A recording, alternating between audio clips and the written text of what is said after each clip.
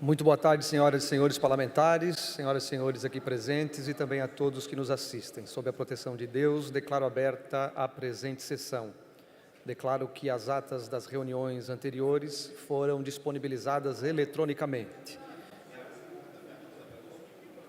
E as atas também, além de serem distribuídas, foram lidas e aprovadas. Em breves comunicações, temos inscritos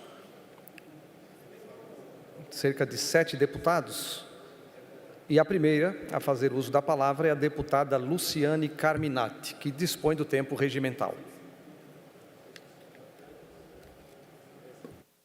Quero cumprimentá-lo, presidente.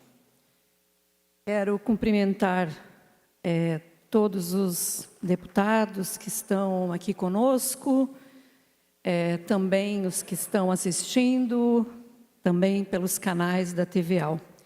Quero falar muito brevemente sobre a fala da minha colega deputada no dia de ontem, apenas para dizer que, como deputada, é muito ruim em investigações.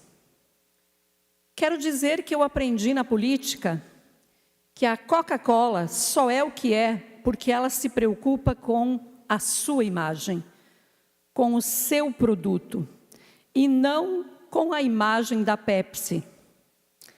Então, se você quer ser boa, se preocupe contigo, com o teu trabalho. Quer ser boa, seja melhor. Mostre trabalho, mostre trabalhos relevantes. Sobre o projeto de lei das roupas, eu acho que está faltando alguns artigos. Eu quero sugerir aqui. Talvez um inciso para dizer que mulher deve usar rosa e homem azul. Talvez um inciso que torna obrigatório todas as mulheres usarem burca. Talvez um inciso que diga, mulheres, por favor, só pernas cruzadas. Talvez um inciso que diga, qual é o tamanho do salto? É salto 15, plataforma, sapatilha não cabe. Isso não é elegante. Estou falando dessas coisas porque é uma vergonha, uma assessoria, uma parlamentar tirar tempo para discutir com que roupa eu devo andar, me vestir. Enquanto em Santa Catarina nós temos a seca atingindo 18 municípios, enquanto nós temos a necessidade do túnel no Morro dos Cavalos, enquanto nós temos gente sem casa em Santa Catarina, enquanto nós temos pessoas aguardando na fila da cirurgia, enquanto nós temos escolas caindo na cabeça das nossas crianças, enquanto nós temos 83% das escolas, conforme fala do secretário de Educação, ontem, a minha pessoa, 83% das escolas sem climatização em Santa Catarina, enquanto nós temos rodovias estaduais com obras demoradas, deputado Sareta, a exemplo da 283, que não sai do chão, enquanto nós temos geradores de energia que não têm a compensação na fatura e estão gerando energia todo mês na Celesc. Enquanto isso, nós vamos discutir um projeto de lei que trata sobre a vestimenta dos deputados e deputadas. Ora bolas! Em 1960, tornou-se secretário-geral da União Cristã dos Estudantes do Brasil e dirigiu a imprensa oficial de Santa Catarina. Em 1962, foi eleito deputado estadual em Santa Catarina. Após o golpe de Estado de 64, foi cassado sob a alegação de quebra de decoro parlamentar por não usar paletó e gravata. O nosso querido deputado Paulo Stuart White, que leva aqui na Assembleia o nome no plenarinho e memorial. Nas atas da Assembleia Legislativa de Santa Catarina, Paulo Stuart foi cassado por seus pares em maio de 64, sob o argumento de que comparecia às sessões sem paletó e gravata. mas especula-se o fato real teria sido a pressão do Centro de Informações da Marinha, o CENIMAR, para que ele fosse cassado por subversão. Como deputado, Paulo Stewart denunciou oligarquias que dominavam a pesca no estado e organizou 27 cooperativas de pescadores em todo o litoral catarinense. Paulo Stewart, junto com mais 10 catarinenses, morto, torturado e desaparecido até hoje em Santa Catarina. Então, não é sobre vestimenta, é sobre o que somos e o que fazemos. E para mim gastar tempo com o que vale a pena, eu quero contar aos meus nobres colegas deputados de uma lei que esta casa promulgou e que hoje é uma referência no país. Estou falando da Emenda Constitucional 108 de 2020, Lei Estadual 18.489. Esta que regulamentou a destinação do ICMS com base nos indicadores educacionais. E eu falo com muita alegria, porque esta lei deu muito trabalho. Esta casa, à época, discutia o conteúdo da lei à luz da lei do novo Fundeb. E quando eu vi o conteúdo desta lei, eu estava de licença no mês de agosto para fazer o rodízio, respeitando que outros colegas deputados assumissem. E à época foi o deputado Adriano que assumiu, vereador nosso de Blumenau. Esta lei hoje, deputados e deputada, é considerada a melhor lei do ICMS do país. Eu estava em casa assistindo à reunião da Comissão de Finanças e vi que o texto da lei, deputada Dirce, era muito ruim.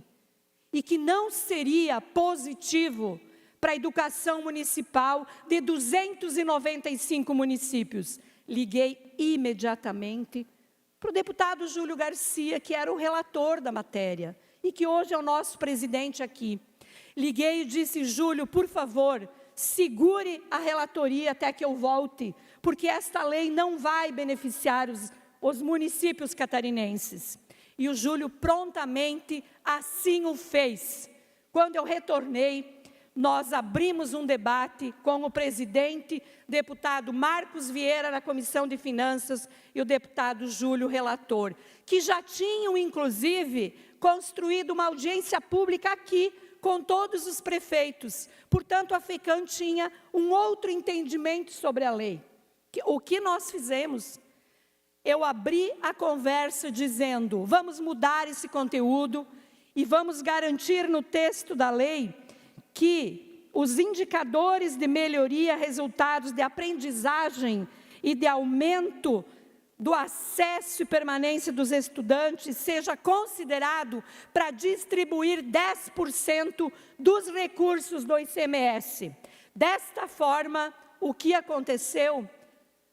Deputado Marcos Vieira, deputada Luciane, faça o debate. Abrimos o debate, Tribunal de Contas se manifestou, Conselho Estadual, todos na mesa da presidência, Conselho Estadual de Educação, deputado Júlio, deputado Marcos Vieira, Secretaria da Fazenda, Secretaria da Educação, e também tivemos a Undime e FECAM se posicionando, e o Ministério Público, com o doutor Botega, que hoje está em Brasília.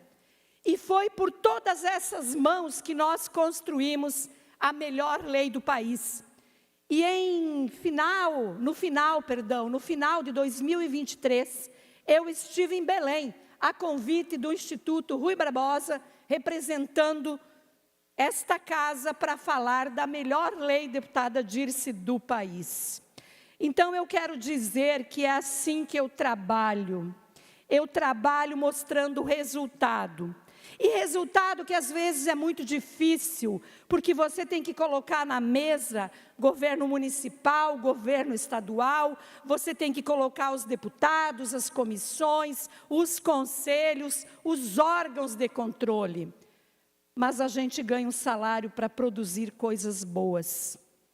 Então, este projeto de lei que trata da roupa dos homens e mulheres, é deveras medíocre. Eu estou cansada de ver homens e mulheres com roupas até o pescoço e lá fora é uma total hipocrisia. Fazem coisas desonrosas para um monte de gente.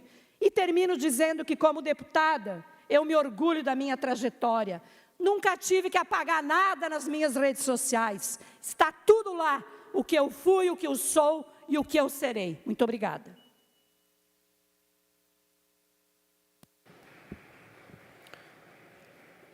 Deputado Fabiano da Luz, o senhor também está inscrito e tem o tempo regimental.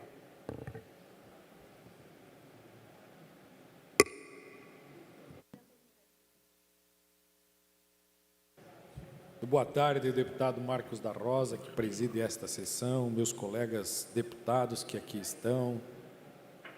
Bem-vindo, Serginho. É sempre bem-vindo aqui conosco. Você sabe que parece que Santa Catarina não tem problemas a resolver quando você olha alguns projetos que tramitam nessa casa. Nós estamos debatendo na Comissão de Constituição e Justiça um projeto que quer mudar a letra do hino de Santa Catarina. Quando eu falo que nós temos problemas a resolver, domingo nós tivemos um acidente grave no Morro dos Cavalos.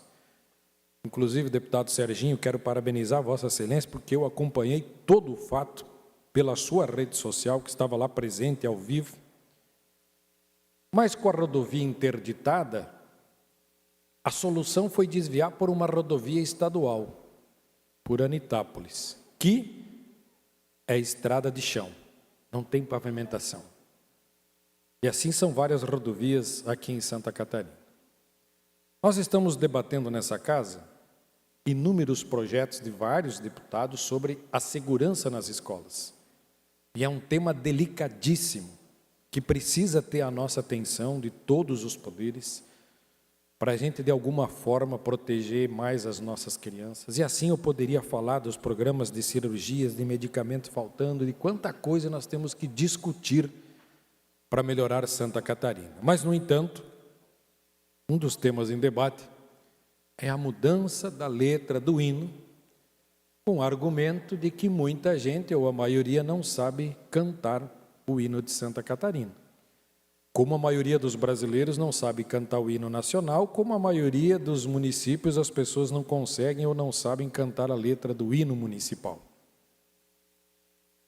E o hino de Santa Catarina é um dos únicos hinos que exalta a bravura do seu povo, que exalta o fim da escravidão e o novo tempo que vive o povo de Santa Catarina. Esse hino foi composto com lirismo e consciência. Ele é mais do que uma melodia de exaltação cívica. Ele é um monumento poético que celebra a liberdade e a justiça social e, de forma inequívoca, o mais nobre dos ideais republicanos, a abolição à escravidão. Poucos símbolos oficiais em qualquer parte do Brasil se posicionam com tanta clareza sobre um dos momentos mais marcantes da nossa história, quanto o nosso hino do Estado. Quando canta que quebrou-se a algema do escravo, nesta grande nação é cada homem um bravo, cada bravo um cidadão, ele não apenas celebra a liberdade conquistada, mas ele transforma em um pilar de cidadania. É preciso reconhecer, este é um hino abolicionista. E isso não deve jamais ser motivo de omissão ou hesitação. Isso deve ser motivo de orgulho. Ele não romantiza o sofrimento, ele condena a opressão, exalta a libertação. Ele não cala diante da injustiça, ele canta a redenção. E ao dizer que o povo com flores e festas deu vida ao cativo, o hino revela o espírito generoso e consciente do povo catarinense que soube estar ao lado certo da história, que não se resignou à opressão, mas a enfrentou com coragem, humanidade e com cultura. Não podemos aceitar que esse símbolo, sim, porque assim como a bandeira, o hino é um símbolo de Santa Catarina. que carrega em sua letra uma das mais belas lições de igualdade e civilidade, seja tratado com descaso ou desinformação. Ele é atual, ele é necessário, ele é pedagógico. Ele ensina às novas gerações que a liberdade não é um presente, a liberdade é uma conquista.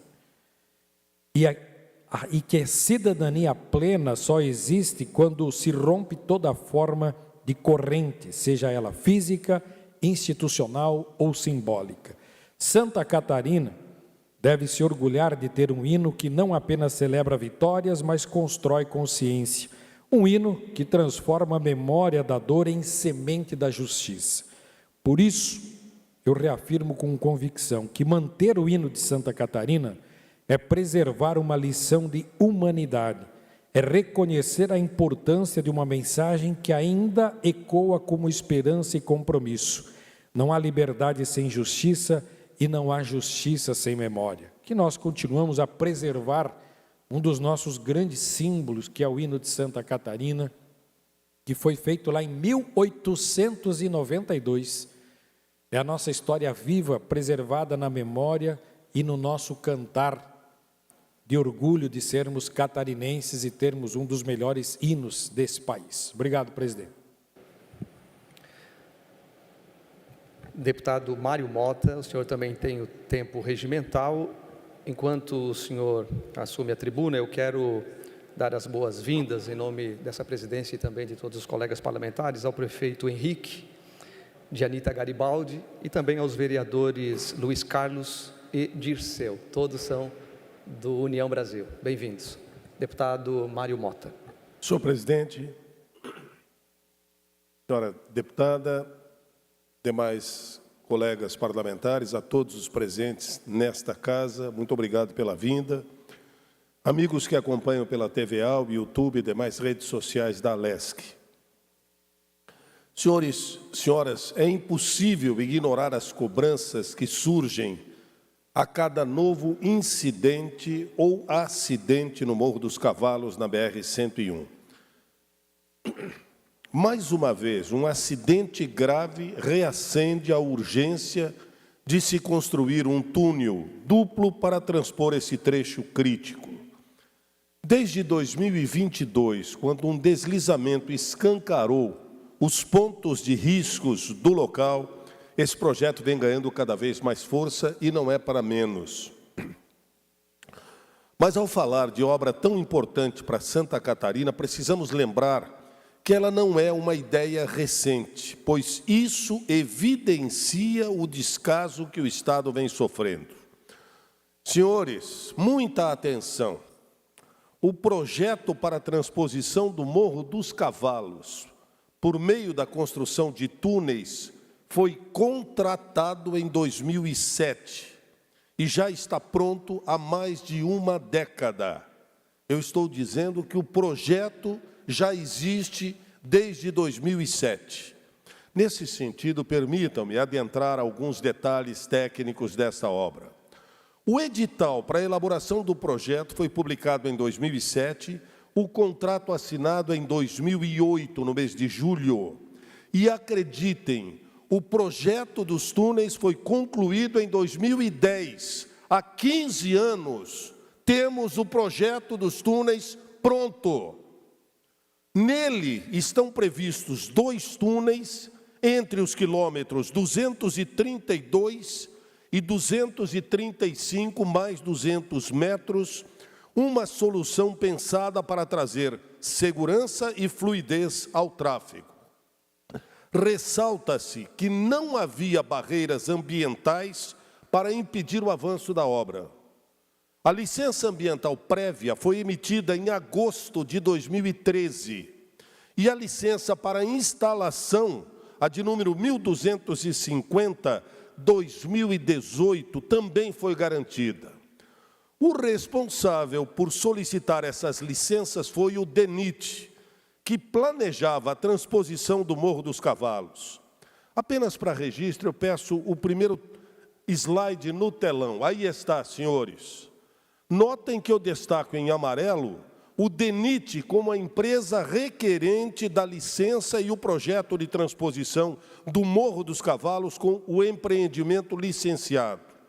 A execução da obra chegou a ser licitada em 2016 pelo edital RDC 392.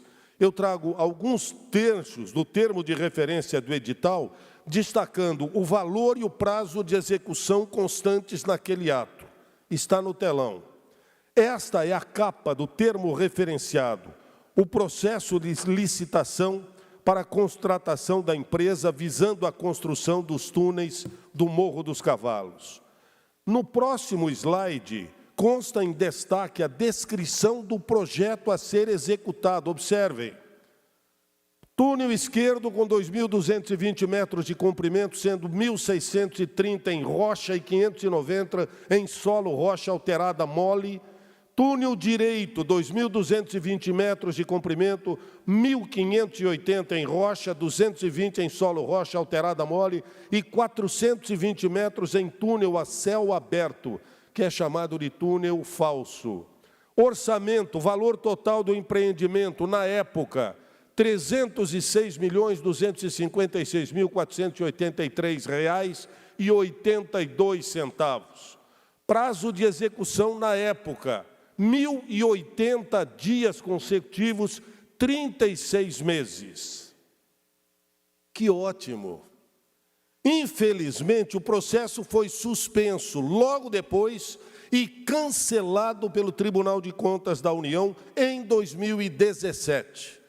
No acórdão do TCU, ficou claro que, apesar da necessidade de haver os 306 milhões e alguma coisa garantidos pelo governo federal para a obra, o DENIT precisava assegurar também recursos para a duplicação das BRs 280 e 470, obras que na época já estavam atrasadas exatamente por falta de verba.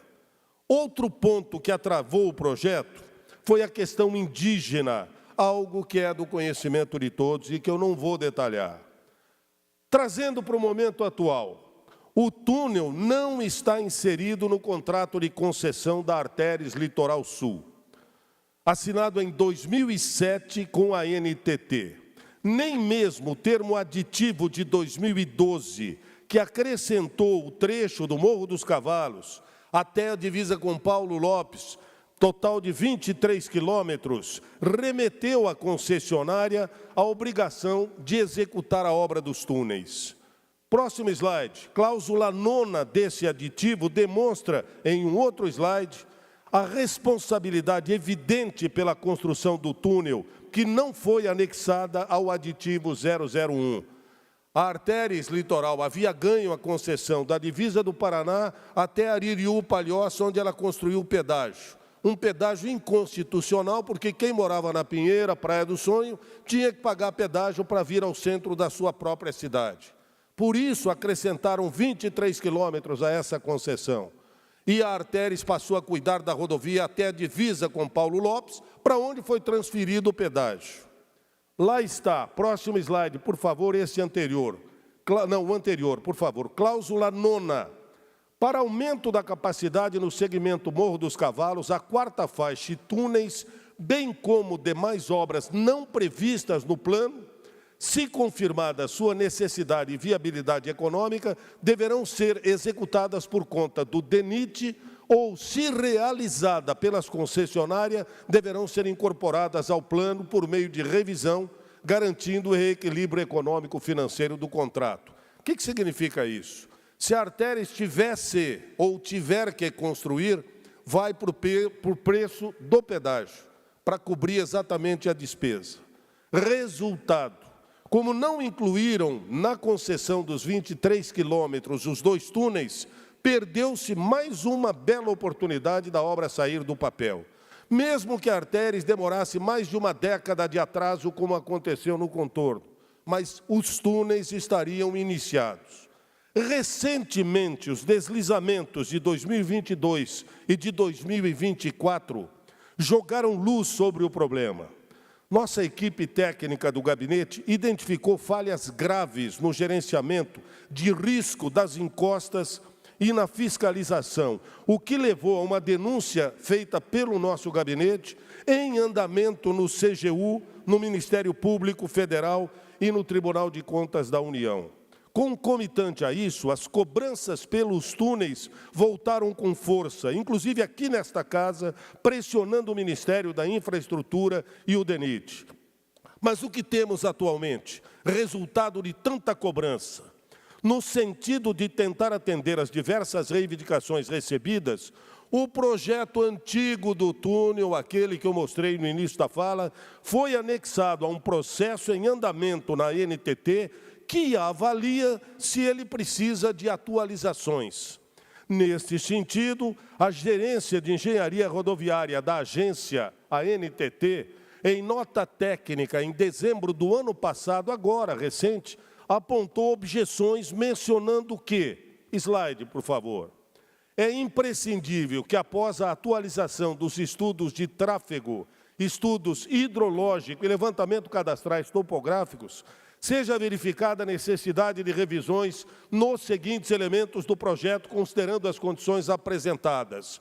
Pegar aquele projeto lá de trás e revisar em geometria, terraplanagem, pavimentação, drenagem e outros elementos que possuam relações diretas com as atualizações identificadas. Enquanto isso, senhores, a Gerência de Gestão de Investimentos Rodoviários da NTT, em atenção a recomendações da Fiesc, além de diversas outras instituições, informou em despacho datado de fevereiro de 2025 que analisa os cenários para a incorporação da obra atualmente prevista no trecho conseguido à Autopista Litoral Sul, considerando, entre outros aspectos, a possibilidade de sua inclusão no escopo das obrigações da concessionária CCR Via Costeira, responsável pelo segmento subsequente da rodovia BR.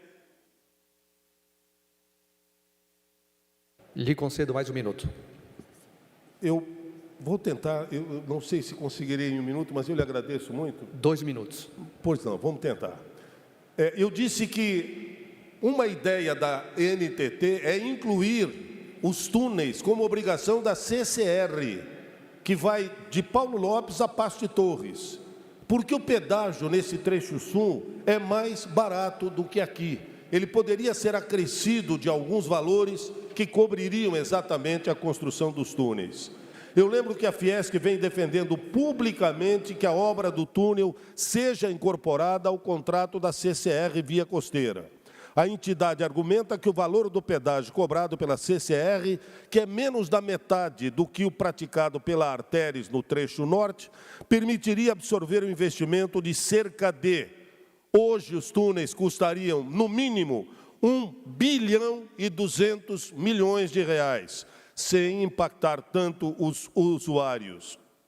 O trecho sobre responsabilidade da CCR abrange 220 quilômetros da BR-101 Sul e o contrato firmado em 2020 tem duração de 30 anos, portanto, a CCR teria até 2050 para recuperar o dinheiro investido nos túneis. Apesar da defesa da federação, reconhece o desafio. O trecho do Morro dos Cavalos foi incorporado à concessão da Artéries em 2012, com a mudança da Praça do Pedágio. Sobre isso, sugere-se um sistema chamado Free Flow, que é aquela praça de pedágio sem ninguém cobrando, com o tag no vidro do carro, passando por ela e sendo cobrado automaticamente.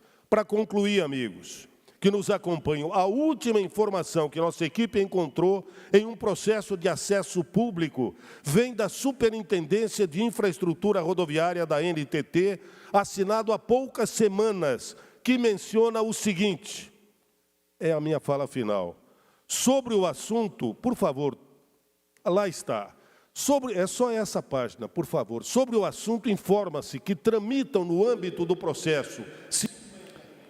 Mais um minuto, por favor. Muito obrigado, presidente.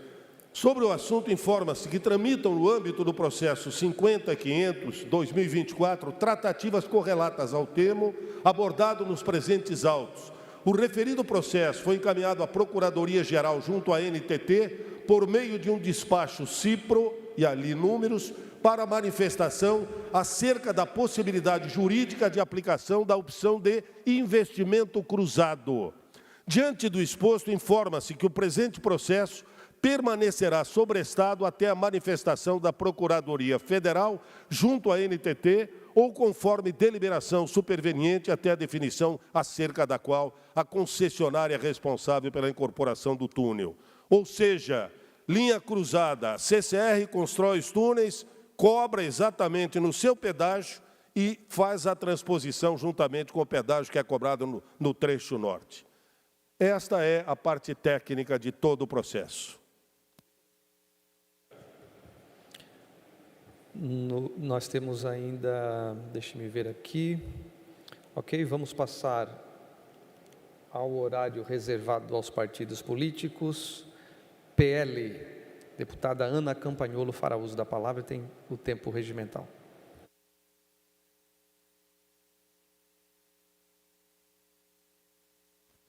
Acabei de ouvir o discurso lido da deputada petista e pensei, acho que hoje não vou escrever nada. Hoje vou falar o que está dentro do meu coração. Que lindo, não é? Por quê? Senhores, a deputada falou sobre ter prestígio no seu trabalho, sobre ter apresentado o melhor projeto de lei do Brasil referido a uma temática da educação e também falou sobre vestimenta e decoro. E isso me fez pensar, que oportunidade maravilhosa para falarmos do pior projeto de lei já aprovado nesta casa e que tem justamente a mão e a mente desta deputada petista e feminista, o que não admira a ninguém. Mas antes, embora eu não tenha um discurso escrito, eu tenho uma figurinha para ilustrar o trabalho das 4 deputadas feministas que trabalham aqui dentro, dos 4 órgãos feministas que trabalham aqui dentro, coordenados pelas 2, deputada Paulinha e deputada Carminati. O discurso delas é cheio de indireta, o meu tem nomes, dados e fontes. Está aqui, ó, as 2 sozinhas coordenam a Procuradoria, a Secretaria, o Observatório e a Bancada da Mulher. Um gasto exorbitante. Além desse gasto e dessas prerrogativas de todos esses órgãos, elas estão agora fazendo uma caravana por toda Santa Catarina. Então, eu botei aqui um monstrinho andando de carro, andando por toda Santa Catarina. Bem lindo. E o que está acontecendo nesses eventos, nessas caravanas patrocinadas pela nossa instituição? E esse que é o ponto grave. Como deputadas, elas poderiam falar quaisquer absurdos na prerrogativa de seus cargos. Porém, usando a instituição, os recursos da Alesc em um evento oficial institucional e não das mandatárias, ou mesmo usando o recurso e o braço da escola do Legislativo, que deveria atuar em defesa de todos os deputados, aí não dá para fazer caravana da serpente, não dá. Então, vamos lá. O que está sendo dito nessas caravanas? Nós vamos levar mais ou menos uns 6 meses para terminar os absurdos. Eu quero responder à deputada petista sobre o seu melhor projeto de lei. Vamos lá. Coloca para mim, por favor, o primeiro vídeo. Nós estamos apanhando muito na Assembleia. Essa semana apanhamos de uma colega deputada, porque a gente apresentou o projeto de lei da violência política de gênero. Tem um outro projeto de lei, também de nossa autoria da bancada feminina. A lei não anda por causa de uma colega deputada, tá? Inclusive, ela pediu a extinção da bancada feminina. A sorte é que nós temos o presidente Júlio, parceirão, que não deixou isso vingar. Olha só, eu conheço o trabalho do deputado Júlio, do nosso presidente, e sei que ele tenta ser o mais isento, o mais neutro e isonômico possível. Aí vem a deputada petista e joga o presidente Júlio para as cobras. Aí, ó, todos os conservadores têm que saber que, segundo a opinião da deputada, num evento institucional, o presidente Júlio é parceiro das feministas. Eu nunca disse nada semelhante em um evento meu. Eu nunca envolvi o presidente da casa ou a mesa diretora para defender as minhas pautas. Olha a gravidade. Não me admira que a deputada petista, assim como as outras deputadas feministas, não gostem do código de ética, do código de vestimenta que nós estipulamos, porque acham que essa instituição aqui é um circo. Acham que pode vir com qualquer roupa, porque se você é contra o código de vestimenta, é isso que você pensa, que pode vir com qualquer roupa e que pode usar as ferramentas institucionais contra uma colega deputada. É isso que está sendo feito.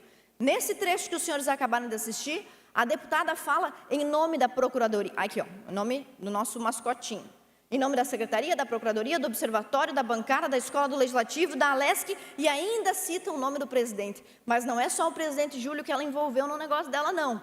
Porque usar todo o aparato em benefício próprio para aprovar seus próprios projetos de lei já é grave, mas ela achou que era pouco. Ela, a Dirce, a Paulinha, a outra lá do PT que estava lá, enfim. Vamos mais um trecho aqui que agora envolve mais gente, por favor. O Mauro foi um dos presidentes, assim como o deputado Júlio Garcia, que mais marcaram a nossa luta. Tudo que a gente levou para o presidente Júlio, depois o Mauro, agora o Júlio de novo, todas as nossas pautas eles acolheram, todas. E nós conseguimos imprimir um ritmo, do ponto de vista das mulheres, lá na Assembleia, com exceções, né? Com exceções, com uma exceção, que às vezes tem mulheres que ficam de costas para as pautas das mulheres, não tem? Tem, que batem em nós, né? Que querem destruir espaços, né, Dirce? Esse cenário que nós estamos hoje na Assembleia Legislativa, 40 deputados, tem a deputada Luciane, tem a deputada Paulinha, tem uma outra deputada que não gosta de falar, não gosta de apoiar as mulheres, né? Tem deputadas, mulheres, que dizem que a gente está fazendo pauta feminista. É um desserviço isso para a gente. Primeiro, tem deputadas não, tem só uma, só tem eu. Você, cidadão catarinense, quem que defende a mulher conservadora no parlamento? Não é no plural, é só Ana Campanholo. Só Ana Campanholo. Você, eleitor, você, cidadão catarinense, quem sobe nessa tribuna para combater isso daí é só Ana Campanholo, única mulher conservadora do parlamento catarinense. Mais do que isso, envolveram o nome do presidente Mauro de Nadal, presidente Júlio Garcia, como se fosse um grande escudo de suas propostas feministas. Eu nunca usei o nome do presidente, e nem do ex-presidente, mas elas usaram. Então você, eleitor catarinense, decide se acredita nelas ou não, e se deve ou não cobrar uma postura institucional da Alesc e dos referidos deputados, já que elas trouxeram esse assunto para a baila. E eu nunca fiz isso. Terceiro, poxa, deputada Dirce. A deputada Dirce eu não entendo. Ela é do MDB, o que ela tem que andar com a turma do PT e ex-PDT, que é o caso da deputada Paulinha? O MDB é um partido de centro, poderia escolher estar com as mulheres conservadoras ou ficar neutro, né, tomar uma posição de centro, mas resolveu andar com essa turma. Olha só a cilada para ti, deputada Dirce. Está lá num evento, cita seu nome, a senhora vai na onda deles, já disse que a deputada Ana Campanholo é contra as mulheres. Não faça isso, deputada Dirce, pense bem, pense com a sua cabeça. Essas duas aqui já têm cadeia cativa, tem eleitorado cativo. A senhora vai com essa turma mesmo, avalie bem. Mas eu vou responder a senhora, deputada Dirce. Diz que a deputada Ana não se importa com as mulheres, não gosta das mulheres. Então eu vou mostrar para a senhora, caso a senhora tenha se esquecido, e também para as outras duas, o pior projeto de lei já apresentado numa casa legislativa com relação às mulheres, que veio da mão da bancada feminista dessa casa. Vamos lá, por gentileza, coloca o primeiro slide. Esse projeto de lei aqui, 187.5, de autoria da deputada Ada De Luca, tramitou em 2019. 2019, 2020, 2021, tramitou nessa casa quando eu era deputada, no meu primeiro mandato. Assinavam, outorgavam, apoiavam esse projeto todas as deputadas da bancada feminina, melhor, feminista. Ou seja, a senhora, deputada Dirce.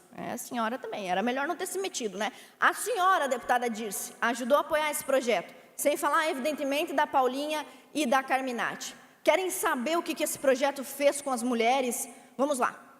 O projeto diz o seguinte, que toda vez que uma vítima de estupro chegasse ao IGP para coletar provas materiais de que foi vítima de estupro, deveria ser atendida preferencialmente por uma mulher. O que tudo bem, é compreensível, mas o parágrafo 3º diz também que se tratasse de uma menor de idade, era obrigatório que o atendimento fosse realizado por uma legista mulher.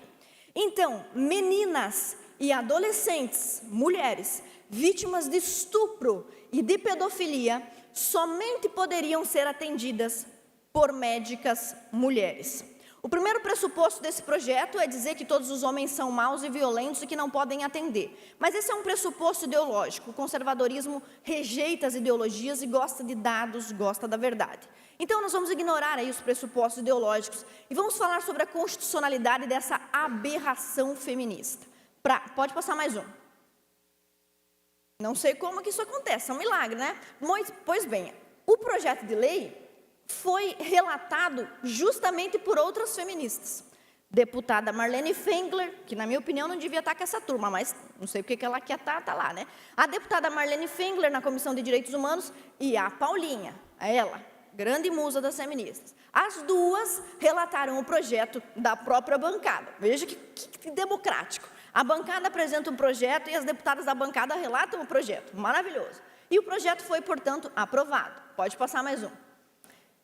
Depois de aprovado, o projeto foi vetado. Mas por que um projeto que deveria ajudar as vítimas de estupro, essa é a ementa do projeto, é vetado pelo governador? O ex-governador vetou o projeto porque era inconstitucional, violava o ECA e deixava as meninas e adolescentes vítimas de pedofilia, sem atendimento. Pode passar mais um. Os problemas nesse projeto de lei foram apontados pela delegada da mulher, pelo IGP, pelo IML, pelos órgãos da segurança pública consultados, as diligências estão lá para aprovar e o veto também. E mesmo assim, senhores deputados, mesmo assim, a votação desse projeto no plenário, a votação do veto aqui dentro do plenário, foi 38-2. Só 2 deputados tiveram brio de votar contra essa aberração. Só 2 deputados tiveram brio, eu e meu colega Gessé Lopes. Todos os outros, de direito ou não ajudaram a derrubar esse projeto e suspenderam o veto do governador. As consequências, por favor, pode passar mais um. Pode retirar da tela, por favor. As consequências desse projeto de lei vieram pelos órgãos de segurança pública para dentro da Assembleia Legislativa. Informes, pedidos de ajuda. Graças à bancada da mulher. E esses 4 aqui, ó, essas coisas aqui, ó, essa serpentina que anda aqui dentro. Graças a elas, por 2 anos, esse projeto de lei virou lei. E por 2 anos, uma menina estuprada, uma menina vítima de pedofilia, chegava no IGP para produzir prova material do estupro ou do abuso que sofreu e não tinha médica perita para atendê-la. A deputada feminista do PT subiu aqui para dizer: eu sou autora do melhor projeto de educação. A senhora é coautora de uma aberração que deixou por 2 anos as nossas meninas sem o atendimento necessário. Foi necessário que os homens espalhados pelos departamentos de segurança pública implorassem a essa casa que corrigissem essa desgraça, essa tragédia feita por vocês. Não adianta vir aqui fingir que seu trabalho é maravilhoso quando a senhora tem a mão de sangue nisso daqui. As feministas andam pela caravaninha feminista, andando pelo estado todo, dizendo que elas defendem a mulher e dizendo que a deputada Ana não tem pauta para a mulher. É mentira. Eu não tenho pauta feminista como as de vocês, que é hipócrita, mentirosa e não funciona. O movimento feminista existe há 100 anos. E aonde que diminuiu a violência doméstica ou qualquer tipo de abuso contra as mulheres?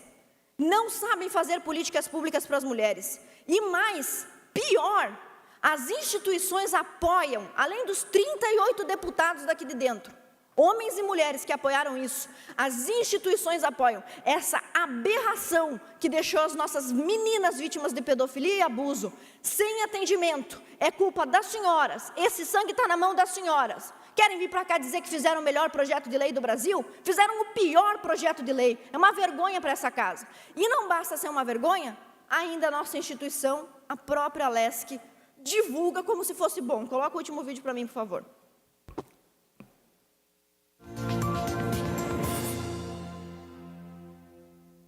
Instituir um programa de atenção às vítimas de estupro em Santa Catarina, com o objetivo de apoiar as vítimas e identificar provas periciais do ato de estupro praticado. Esse é o objetivo da proposta apresentada pela deputada Ada De Luca e aprovada aqui pelo Parlamento e que já foi transformada em lei pelo governo estadual. Conforme a nova legislação, o programa deve ser implantado nas delegacias de polícia e no IML, o Instituto Médico Legal, em ação conjunta com os Centros de Referência de Assistência Social e de Atendimento à Mulher do Estado de Santa Catarina. A nova lei ainda determina que, sempre que possível, a vítima do sexo feminino deverá ser examinada por perito legista mulher. Em caso de vítima menor de idade do sexo feminino, esse exame deverá ser feito obrigatoriamente por legista, também do sexo feminino. É uma vergonha isso. É a instituição, a nossa instituição, de 4 para essas 2, 3 ou 4 deputadas, o máximo de deputada feminista que já teve aqui, divulgando essa aberração dessa lei, essa porcaria dessa lei, que deixou vítima de pedofilia sem assistência, divulgando como se fosse bom. O nome do quadro é Lei para Elas. Essa lei é para eles, para os estupradores. Os agentes de segurança pública contactaram essa Assembleia para dizer que, graças a essa lei, havia dificuldade de realizar a persecução penal dos pedófilos. Isso é lei para elas? Eu não entendo por que a nossa mídia trabalha para isso, por que a nossa instituição dá palco para isso, uma porcaria dessas. E adivinhe, quem foi que resolveu essa lambança da bancada feminina? Aqui, ó, dessa aqui, ó. Quem foi que resolveu essa lambança? Um deputado homem. De qual partido? Do meu. Deputado Nilson Berlanda, pode colocar o último slide na tela, por favor, teve que apresentar uma lei, sobre essa ninguém falou nada, nenhum pio na imprensa. Cadê a imprensa da LESC? Não falaram nada. Sobre essa lei que foi feita para corrigir um estrago de 2 anos, de meninas vítimas de estupro, que não conseguiam realizar a persecução penal do seu estuprador. Então é para isso, obrigada, é para isso que serve o feminismo. Hipocrisia para não fazer nos seus gabinetes o que querem impor na sociedade, como eu mostrei ontem, e também legislações que atacam as mais vulneráveis de nós mulheres. Primeiro, defendendo o aborto, que significa o assassinato das mulheres ainda no ventre, quando nem nasceram. E segundo, impetrando legislações absurdas e bizarras. E não tem nenhuma delas aqui no plenário para me ouvir agora. Eu tive que ouvir aqui sentadinha a deputada petista falar. Agora não tem nenhuma delas. Eu quero saber quando é que vocês vão pedir desculpa para as vítimas de estupro desse Estado, por essa lei abjeta. Muito obrigada. Ouço pela ordem, deputado Ivanates. Senhor presidente, diante das reiteradas manifestações que a deputada Ana Campagnolo faz aqui no plenário, com relação à postura da bancada feminina, que, como bem falou a deputada, tomou conta de uma estrutura gigantesca aqui na Assembleia Legislativa, eu entendo prudente que a presidência encaminhe a todos os deputados o custo dessa estrutura. Quanto essa estrutura custa para os contribuintes, quantos cargos tem nomeado, quem nomeia esses cargos, quanto custa cada um, quanto é o salário de cada um, onde elas prestam serviço, que tipo de relatórios elas recebem, que procedimento específico elas atendem, quantos atendimentos fizeram, enfim, um levantamento completo, não para mim, deputado, não para os deputados aqui, mas para a sociedade catarinense saber quanto custa essa estrutura usada por 2 deputadas para fazer o que foi relatado. Por favor, abrir o microfone. Para fazer o que foi relatado aqui, já pela 3ª vez, pela deputada Campagnolo. Essa é uma pauta que a Assembleia Legislativa tem que ter conhecimento e, fundamentalmente, os catarinenses têm que ter conhecimento.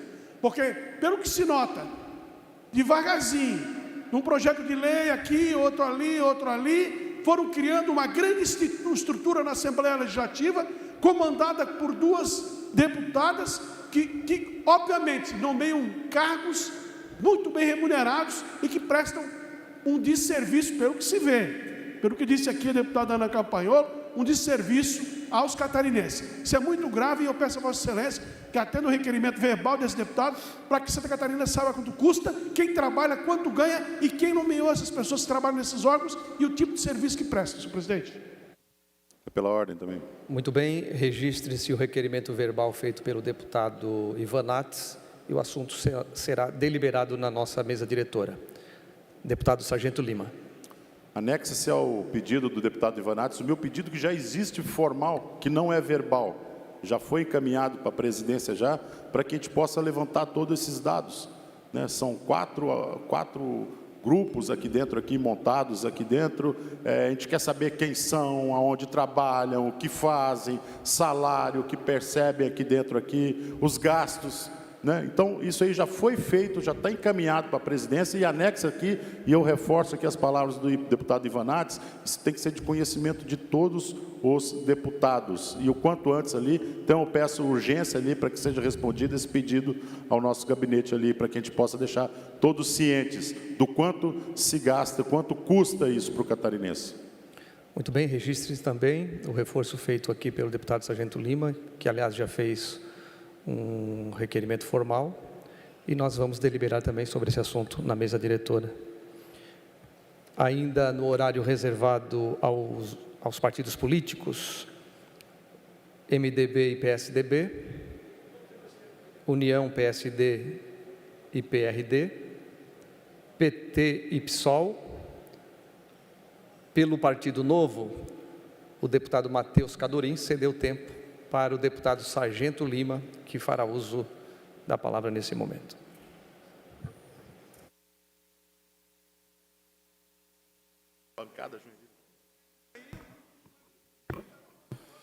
Gostaria de iniciar a minha fala agradecendo ao deputado Matheus Cadorim, que de forma muito gentil cedeu o seu espaço de tempo, e pode ter certeza, deputado Matheus Cadorim, eu quero aqui falar que é uma pauta nossa, uma pauta de todos nós, inclusive uma pauta que já foi, num cenário nacional, anunciada pela liderança maior do partido de Vossa Excelência, o governador Romeu Zema, em relação à anistia, que ele se prontificou e se pronunciou publicamente nas suas redes sociais.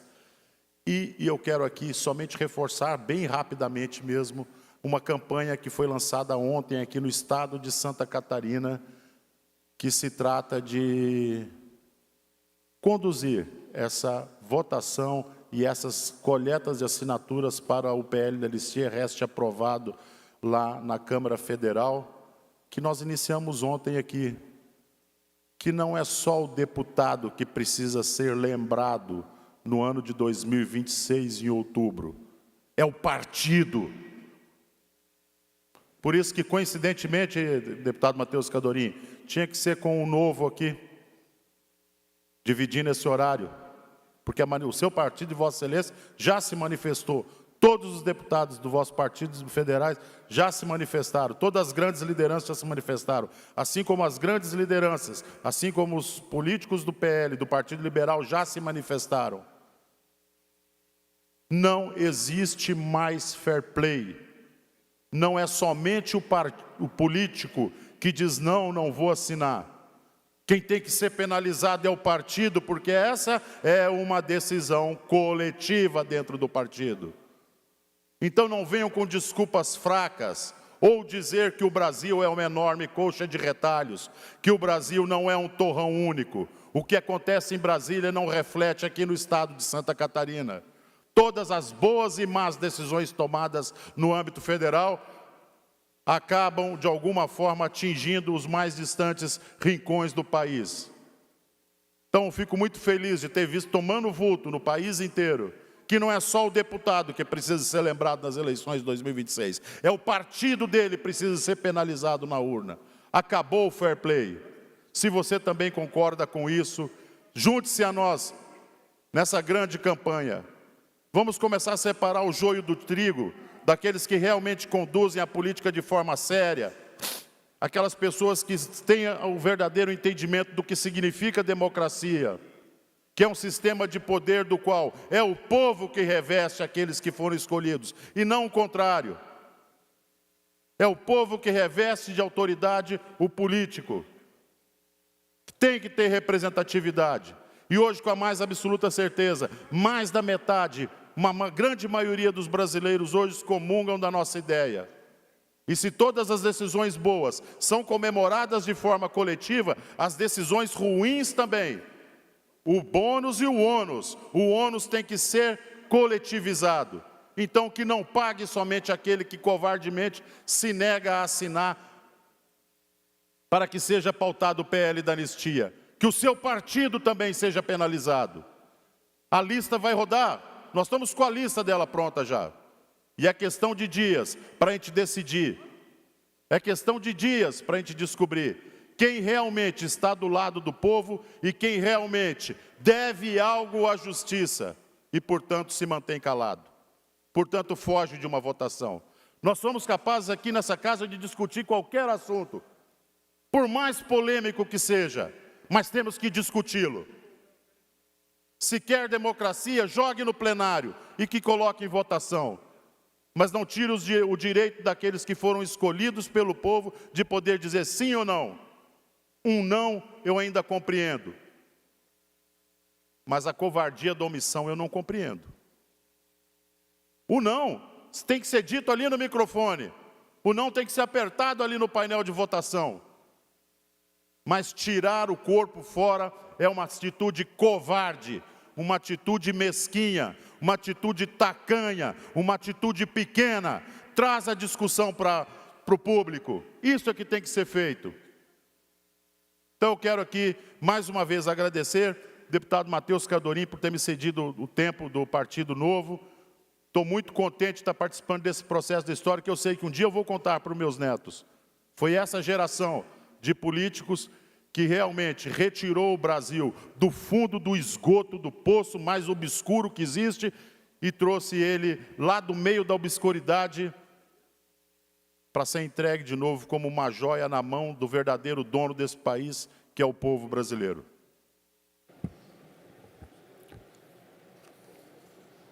PP, PDT. Antes de suspender a sessão, a pedido do presidente Júlio Garcia, eu quero registrar voto de congratulações pela passagem do aniversário do pastor Holliston da Rosa, que é lá de Xanxerê, inclusive teve um almoço de comemoração. Hoje eu gostaria muito de ter estado presente, mas em virtude da sessão, inclusive de estar na escala para presidi-la, eu não pude me fazer presente. Pastor Holliston, juntamente com o pastor Newton dos Santos e outros pastores, criou o CTM Vida, que é um seminário, na verdade, um dos melhores seminários do nosso país, que prepara obreiros e missionários para o Brasil e para todo o mundo. Pastor Holliston, receba o nosso carinho, o nosso abraço, parabéns e feliz aniversário.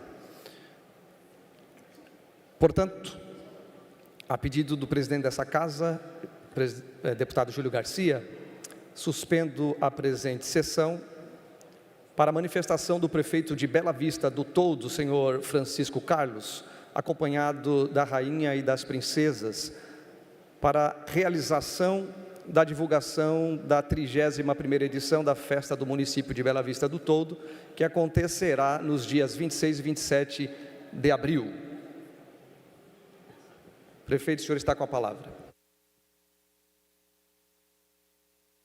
Senhor presidente, deputado Marcos da Rosa, que preside esta casa neste momento, em seu nome, cumprimento aos demais senhores deputados, senhoras deputadas, cumprimento a primeira-dama, a Genice, minha esposa, as realezas de Bela Vista do Toldo, essas meninas maravilhosas que representam a beleza da mulher do nosso município de Bela Vista do Toldo. Bela Vista do Toldo está no Planalto Norte de Santa Catarina, é associado à Ampla Norte, Associação dos Municípios do Planalto Norte. É uma cidade maravilhosa, aniversaria o 31º ano, o 31º aniversário da cidade, dia 16 de abril. Foi emancipado em 1994, homologado a lei, então, que desmembrou da cidade de Canoinhas, a cidade de Bela Vista, pelo então deputado Onofre Sant'Agostini, pessoa querida até hoje no nosso município de Bela Vista do Toldo. Depois, teve a primeira eleição em 97, aonde o nosso município de Bela Vista do Toldo não tinha nenhum metro de asfalto. Então, feito o acesso pelo saudoso Luiz Henrique da Silveira, governador, e assim por diante. Cada governador que passou atuou e fez algo pela nossa cidade, que hoje é uma cidade acolhedora, de povo de bem, pessoal trabalhador, a quem eu quero aproveitar e pedir a cada senhor deputado ou deputada que quiserem passar para festejar conosco, que a festa do município vai acontecer dia 26 e 27 de abril. Deputado Sargento Lima, pessoa querida, quero que transmita um abraço ao governador Jorginho Melo, que tem nos atendido muito bem também o nosso querido município. E deixar o convite, quem queira participar, né, da festa de Bela Vista, e a cada catarinense que quiser investir numa cidade que não tem problema, não tem crise hídrica, que não tem violência, que não tem crime, que tem muito espaço para os investidores que desejarem a se instalar na nossa querida e pequena cidade de Bela Vista do Todo, serão bem recebidas por nós belavistenses. Muito obrigado, senhor presidente Marcos da Rosa. Transmito o nosso abraço ao Júlio Garcia, grande amigo de Bela Vista. Eu poderia citar o nome de vários deputados e deputadas que lá passaram por Bela Vista do Todo e são amigos daquela cidade. Continue sendo amigo e estão convidados de braços abertos em nome daquele povo de Bela Vista. Um grande abraço a todos. Permaneça aí, prefeito. Deputado Sargento Lima.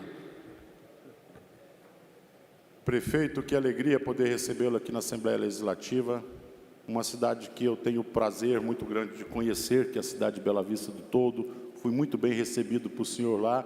Já não é uma pequena festividade, que foi um rodeio que nós estivemos juntos lá. Tive a oportunidade de ver que realmente tudo aquilo que o senhor falou aqui é uma grande verdade, né? Uma cidade tranquila, pacata, com segurança, com pessoas honestas, trabalhadoras, uma cidade sem criminalidade, uma cidade que realmente serve de espelho, principalmente pela superação. O senhor recebeu um município ali em umas condições adversas, né? Nós não vivemos do passado, a gente só olha para o futuro, e o senhor assumiu essa nova administração e realmente tem dado ritmo ao excelente trabalho dos demais servidores daquela cidade que estavam carentes de ter uma liderança preocupada em entregar o seu melhor para o munícipe. Então, pode ter a mais absoluta certeza que sempre contará não só com o Sargento Lima, e tenho certeza que falo em nome de todos os deputados aqui, 40 amigos, a cidade de Bela Vista do Todo. Quero parabenizar ainda pela festa que vem se aproximando, parabenizar a realeza, uma menina mais linda que a outra, são 3 florzinhas ali, tem um cacto aí na frente aí, mas está tudo bem, né? Coisas da vida, eu entendo bem disso, eu também me considero um cacto ali, né? Mas é uma cidade, como eu disse, assim, maravilhosa e receptiva, e como é bom ver um prefeito chamar as pessoas para investirem no seu município. Sabe, que sirva de exemplo para os demais prefeitos. Vá para a festa, mas vai para conhecer, e quando conhecendo, vá para ficar e para investir e deixar seu dinheiro lá em Bela Vista do Todo. Um forte abraço para o senhor, que Deus abençoe grandemente. Obrigado pelas palavras, deputado. Deputado Jefferson Cardoso. Obrigado, presidente, prefeito, conhecendo agora pessoalmente. Estive semana passada na sua cidade, eu conversando com o chefe de gabinete e o vice-prefeito. E a gente ficou muito entusiasmado com a cidade, com a administração a qual o senhor está levando, e as pessoas falando muito bem da sua gestão, né? A gente sabe que Bela Vista do Todo teve no passado alguns episódios tristes, prefeito, e o senhor nesse momento dar uma nova cara para a cidade, uma nova identidade, mostrando que é possível realmente tirar a cidade das páginas policiais e botar realmente para o novo norte. A gente realmente fica entusiasmado, senhores deputados, né? A gente viu uma equipe muito atenciosa, daqui um moço que nos atendeu lá, e a gente está aqui para contribuir com a cidade. Deputado Sargento Lima é muito querido por todos lá. A gente teve boas referências do deputado Sargento Lima, por onde a gente transitou lá para o Bela Vista do Todo. E, por certo, vou estar lá com o senhor, viu, deputado, na festa. Vamos lá estar prestigiando, também juntamente com o senhor, e conte conosco. Tá? O que precisar, o gabinete do deputado Jefferson está à disposição, como dos demais colegas aqui também. Obrigado, deputado amigo. Deputado Mário Mota. Meu querido prefeito Carlão, a essas meninas maravilhosas que representam o que há de mais belo na cidade de Bela Vista. Eu tive o privilégio de participar do start da vossa campanha, numa reunião que realizamos juntamente com os pré-candidatos a vereador, vereadora, e confesso que estou entusiasmadíssimo com o mandato que o senhor vem desenvolvendo na cidade, com todas as dificuldades que o senhor mesmo relatou naquela reunião, que sabia que poderia enfrentar se vencesse o pleito. Eu confesso que estou bastante, vou repetir a palavra, entusiasmado com a forma como o senhor vem administrando o município, em cima de projetos, em cima de união das forças políticas, não só de Bela Vista, mas da região e do Estado. Nossos colegas deputados compreendem a importância de estar presente nos municípios e especialmente lá. O senhor integra uma região que demorou em Santa Catarina a pegar poderia dizer aqui uma palavra, o arranque de desenvolvimento, que foi o Planalto Norte, Central, por uma questão geológica e geográfica, com uma cadeia de montanhas que os empurravam para o estado do Paraná, na época, quando trabalhava com comunicação.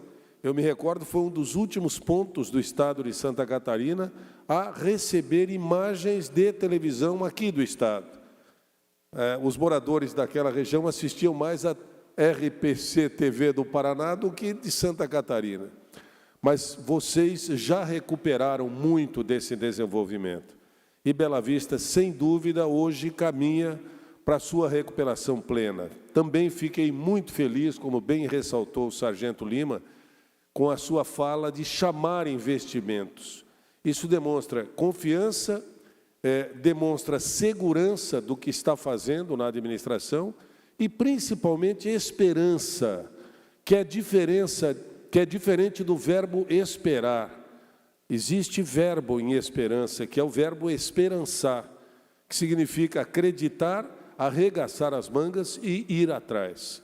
Sobre a festa, eu tenho certeza de que será maravilhosa e agradeço muito o convite que o senhor nos traz juntamente com a realeza desta festa. Sejamos todos felizes em Bela Vista do todo. Um abraço. Se espelhamos, deputado, né, na sua competência, a sua capacidade, e que foi lá e sentou junto conosco, conversou bastante, e a gente também trocou muitas experiências, né, e também pode ter certeza que temos orgulho do senhor estar representando essa casa. Nesse último segundo, senhor presidente, gostaria de reforçar o convite a todos os senhores deputados e deputadas que têm uma reunião em Canoinhas, né, cidade vizinha, sexta-feira, que eu acho que os senhores têm o conhecimento, a maioria, que é uma audiência pública para defender o nosso plantador de tabaco, lá no município de Bela Vista do Todo, lá no município de Canoinhas. E nós estaremos lá e gostaria que os senhores dessem o reforço para nós defender o nosso produtor de fumo da região do Planalto Norte. Grande abraço, senhor presidente. Muito obrigado, prefeito. Obrigado, Natan, a primeira-dama, a realeza. Eu estive também há poucas semanas em Bela Vista do Todo, fui muito bem acolhido. Inclusive, na ocasião, o prefeito estava realizando uma linda festa com milhares de mulheres em comemoração ao Dia da Mulher. Então, parabéns, prefeito, pelo excelente trabalho e pela divulgação da festa do município de Bela Vista do Todo. Eu suspendo, quer dizer, já está suspensa, permanece suspensa a nossa sessão ordinária até às 16 horas, quando daremos início à ordem do dia. O Natan está convidando aqui, o Natan, chefe de gabinete do prefeito, Carlão, está convidando para uma foto aqui.